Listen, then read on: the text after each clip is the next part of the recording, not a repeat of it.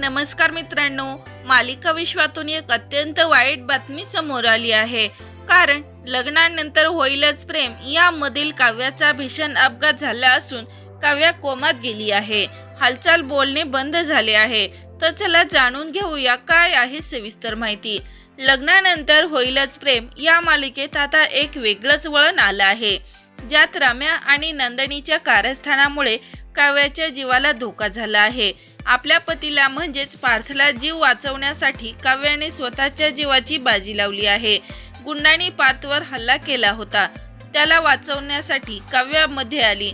या अपघातात काव्याला गंभीर दुखापत झाली असून हालचाल बोलणे बंद झाले आहे। ती जागीच बेशुद्ध पडली आहे।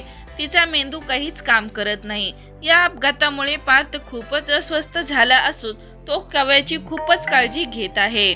तर मित्रांनो, काव्याचे पात्र मालिकेतून आता संपणार का याकडे सर्वांचं लक्ष लागलं आहे। तर काव्याची तब्येत लवकरात लवकर बरी व्हावी हीच ईश्वरचरणी प्रार्थना करूया।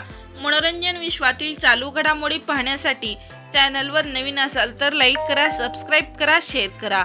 तोपर्यंत धन्यवाद।